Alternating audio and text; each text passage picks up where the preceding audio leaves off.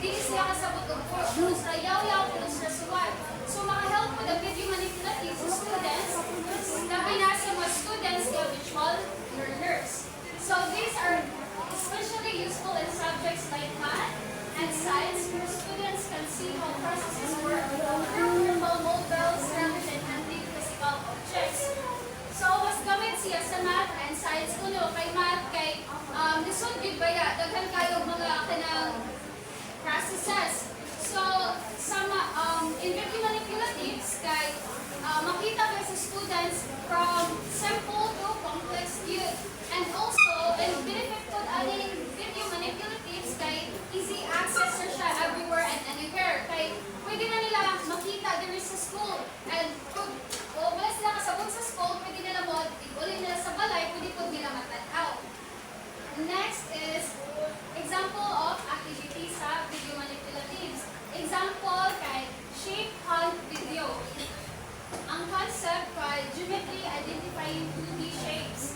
Show a video where different classroom or playground items are highlighted.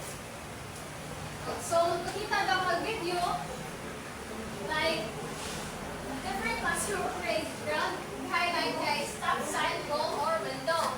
Pause and ask students to name the shapes. So, for example, nagpakita kang video, ang nasa video kay ball. Imo i-pause, imong ipakuha sa students kung sa'y forma sa ball, kung sa'y shape sa ball. Circle.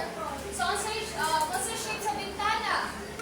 Rectangle. Rectangle. Singon ana, magpakita kang video sa students and you can pause it para ilang i-identify. So, students draw or color the shapes on a worksheet as they watch. So, pwede po maghatag ang worksheet nila and then ila itong i-draw o kung sila makita sa video and then ipulisan nilang color. For example, Lima na lang naman lang.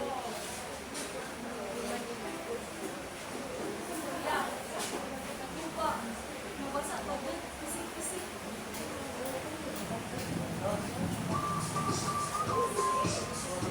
Oh my God, that's great. Now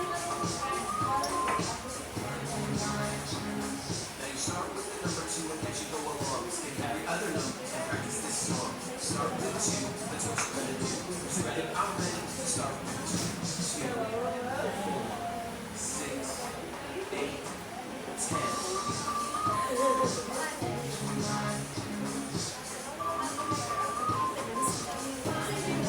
Hey boys, let's do it again. Let's go higher. 2, 4, 6, 8, 10, 12, 14, 16, 17, 20.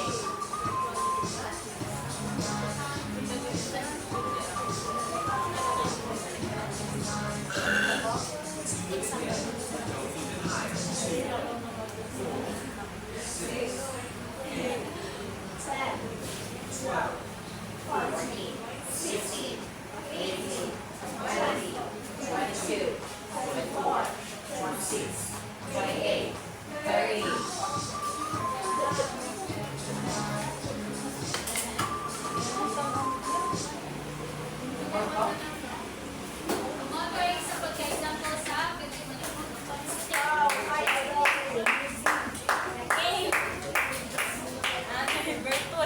Parihara man akong research mo.